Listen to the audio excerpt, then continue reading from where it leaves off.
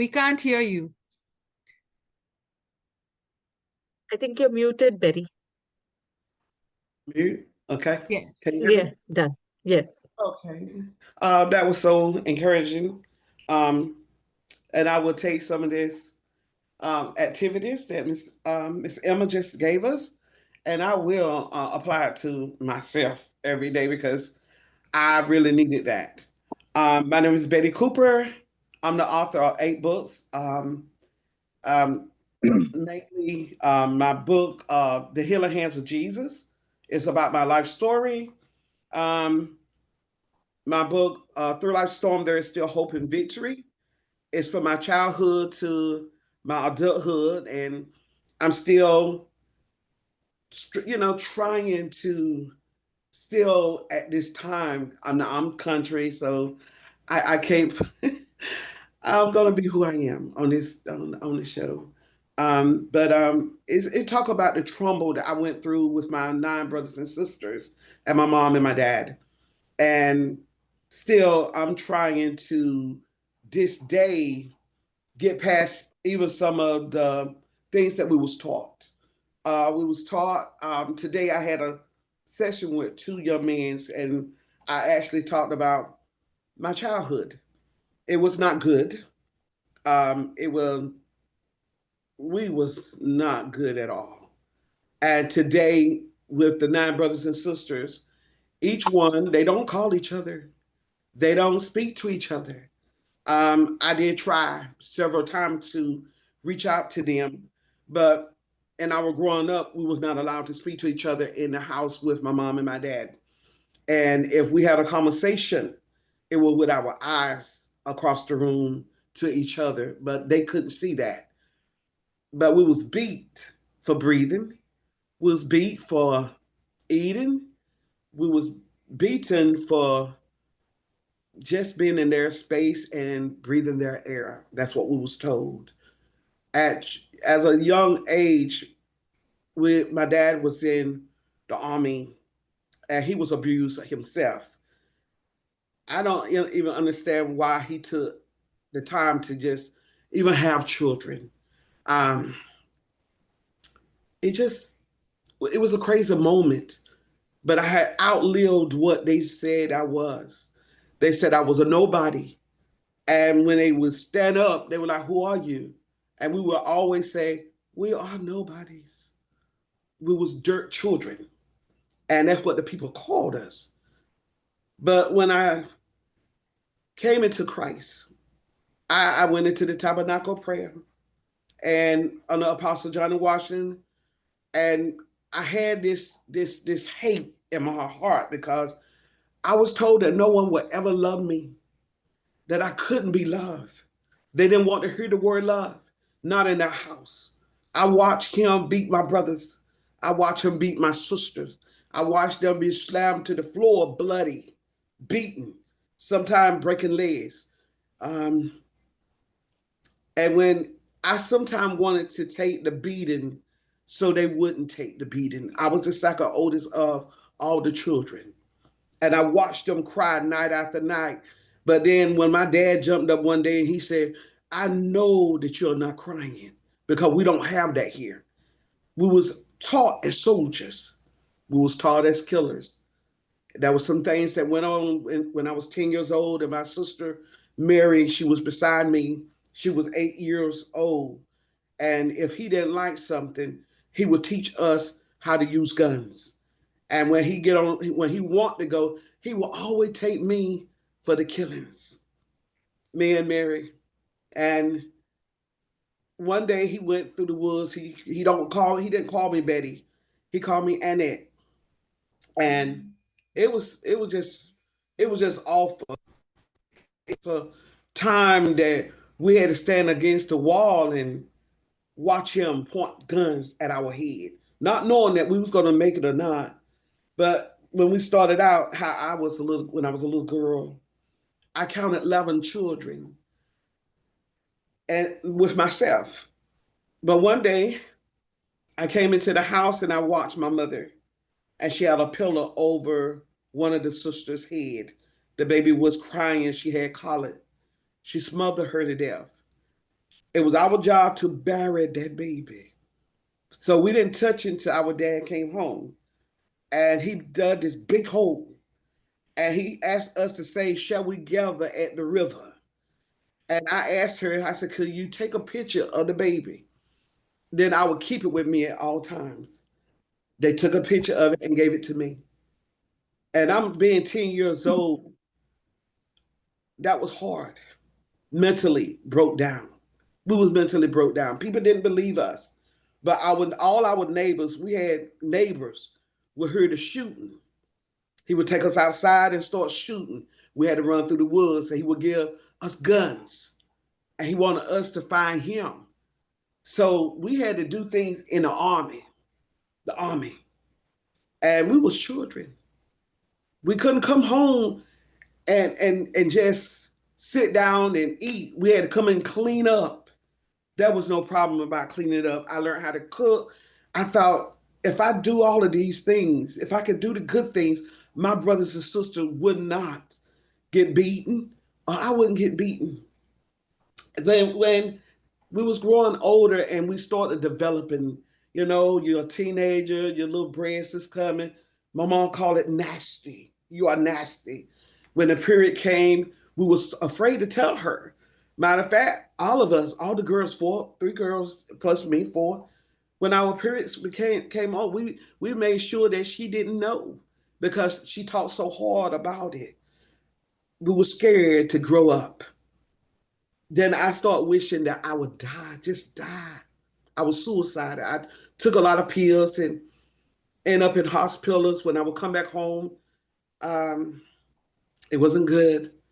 And my father said, "Well, why did not you kill yourself? You know use of being. It's no use for you being here." So one day I talked to my mom and I accidentally called her mom. I was beat.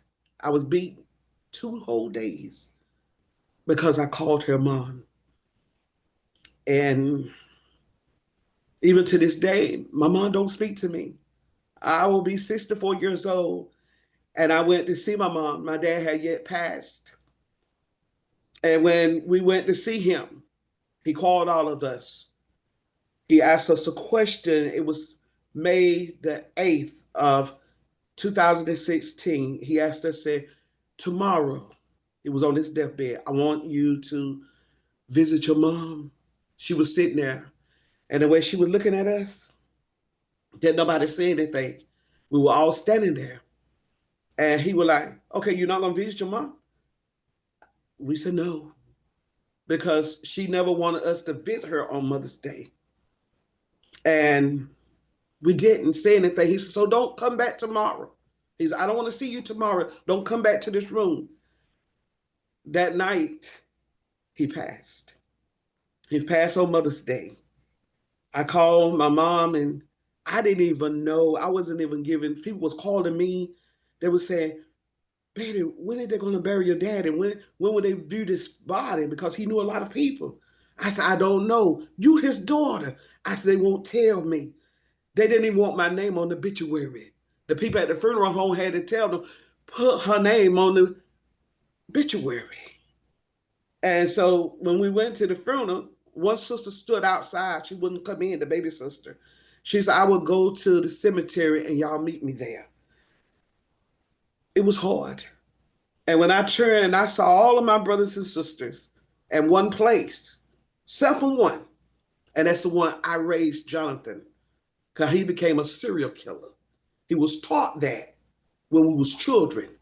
So he decided he wanted to kill and breathe people air, because that's what Daddy always tell us, breathe their soul. When they're down and out, you make sure you breathe their soul. But the other ones were there. And I thank God.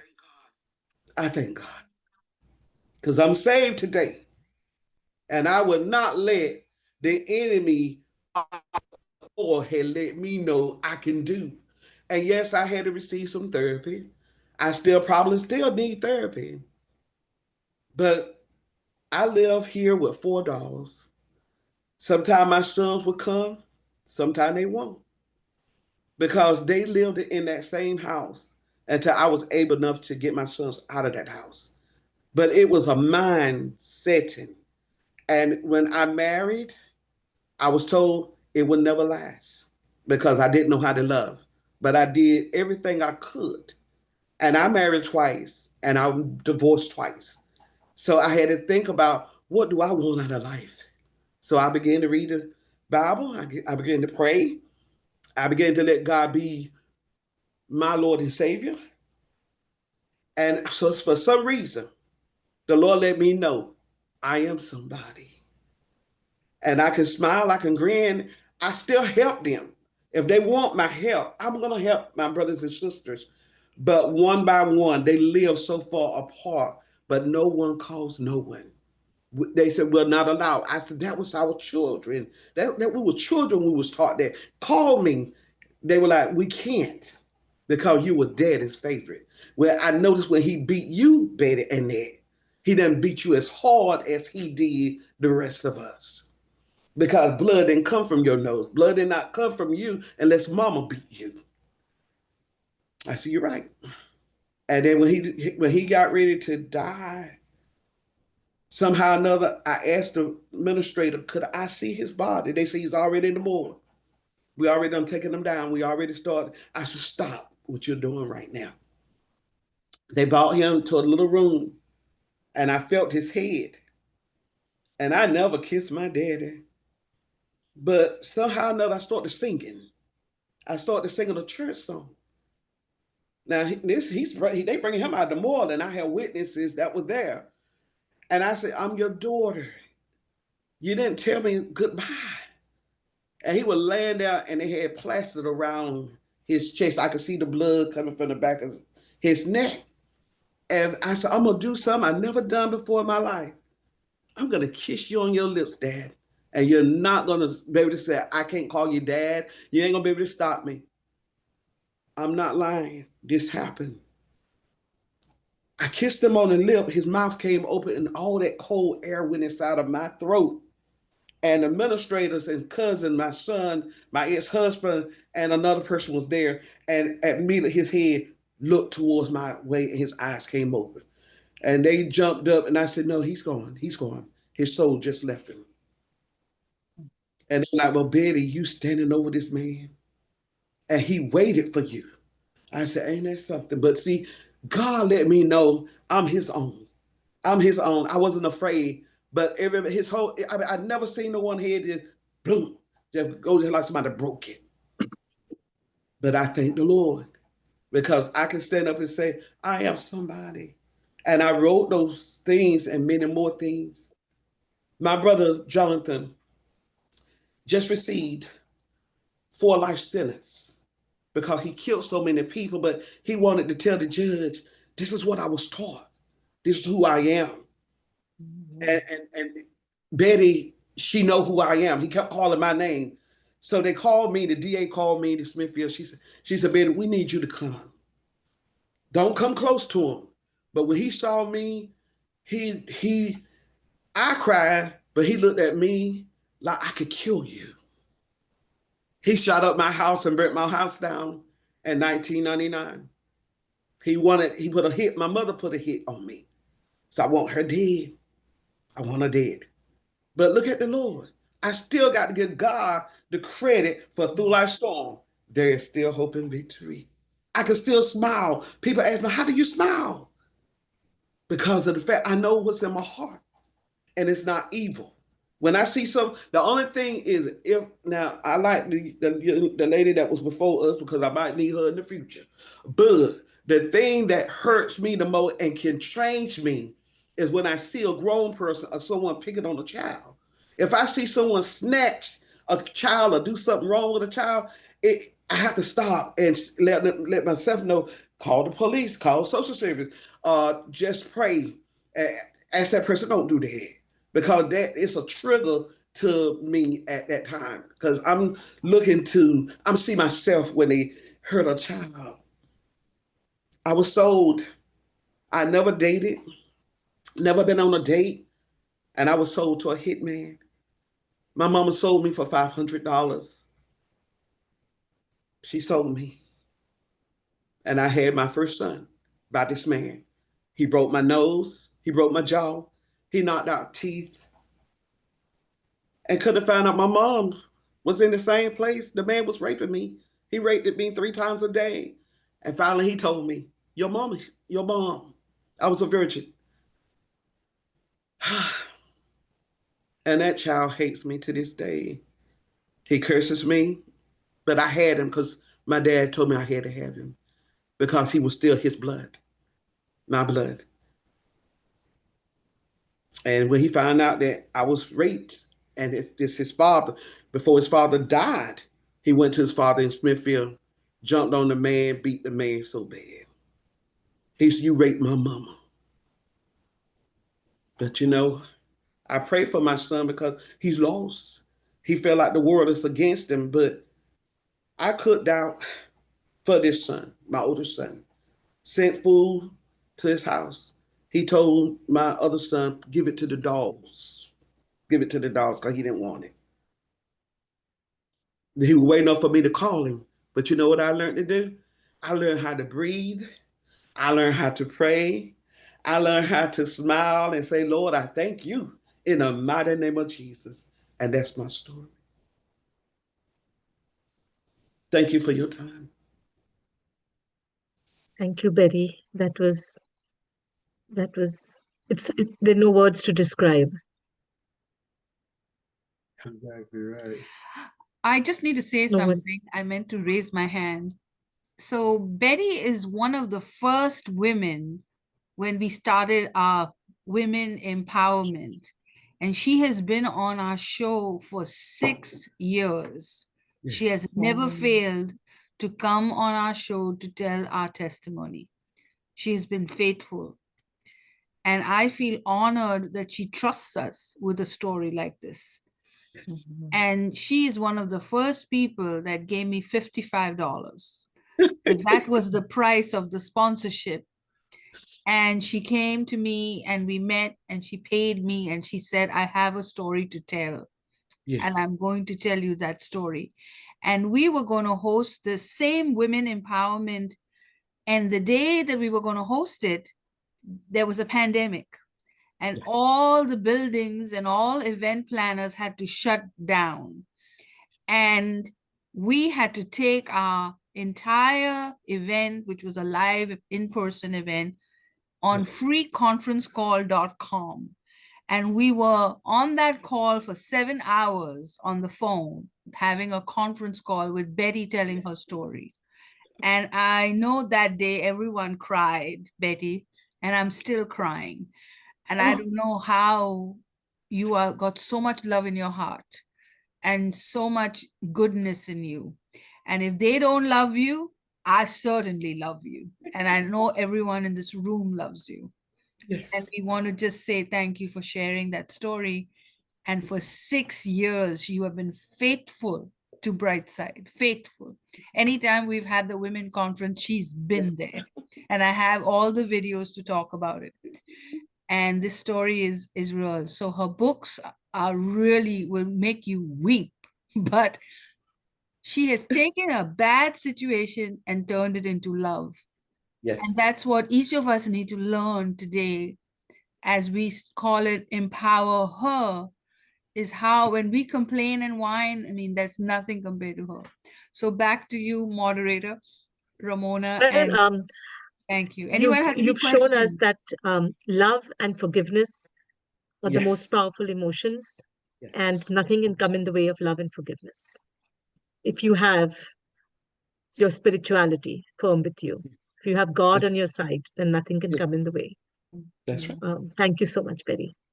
Thank you. I now invite Denise to share her story. And before Denise comes in, we got to sing happy birthday. So let's just break out from, first, let's just breathe. That was a big story there. That was a big story. Wow. So we need to have a moment. But Denise is new to the group, and I'm very delighted to have her. And Denise, you see why we need you? We have all our women absolutely need you. But Denise's birthday is tomorrow. So that's why Denise couldn't give us more time, because I wanted to do a whole workshop on the relationships, but we'll do that next year. But meanwhile, Denise, please come tomorrow at 11. I know it's your birthday, but it'll be worth your while. So everyone, let's just get into a minute just to wish her happy birthday, and then we'll move on with the program. So 1, 2, 3. Happy birthday to you. Happy birthday to you. Happy birthday, dear Dear Denise. Denise. Happy Happy birthday birthday to to you. you. And then we'll do happy Happy birthday. birthday, Yeah. Happy dear. birthday, Happy Denise. birthday to Happy yeah. Thank you, Lord. birthday to you. Happy birthday. Thank you, guys. Happy birthday.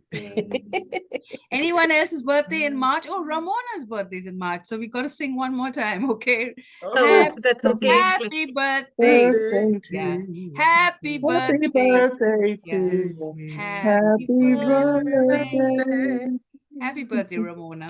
Thank Thank you. you, Mona. Okay, so let's Wow. stop recording for a minute.